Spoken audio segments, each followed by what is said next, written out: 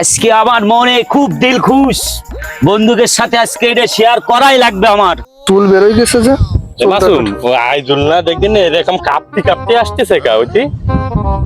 আমার মনে হয় নিশ্চিত মির্গি রোগ হয়েছে। ও দুটো পুতো নিয়ে আসা লাগবে নাকি?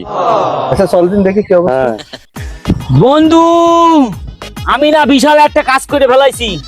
আমি না একটা গার্লফ্রেন্ড পড়াই ফেলাইছি।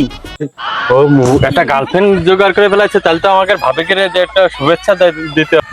আমরা যদি বন্ধুরা মিলে ভাবির উদ্দেশ্যে একটা সুন্দর ভিডিও বার্তা উপস্থাপন করে দিই, তাহলে ও আরো খুশি হয়ে আইজুলি প্রেমে মগ্ন হয়ে যাবে। বন্ধু, তোরা ভিডিও বার্তা যাই দিস, কিন্তু আমার জন্য আবার বেকআপ করাই দিস না তোরা। আমি হলাম ডাইরেক্টর, আমি যা গাবো সেটাই বলতে হবে। আচ্ছা ডাইরেক্টর সাহেব, আপনারা যা বলবেন তাই আমরা করব।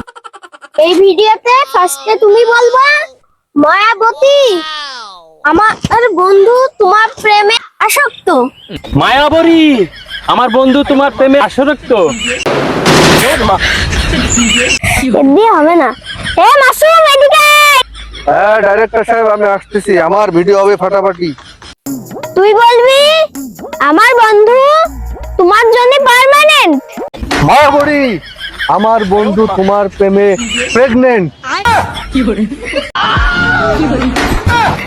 এত কষ্ট করে প্রেম করলাম, কিন্তু এগের জন্য মনে হয় আমার এই প্রেমটাও টেকবে না। আমার হাত থেকে বাঁচতে পারবি না। প্লিজ আমাকে ক্ষমা করে দাও।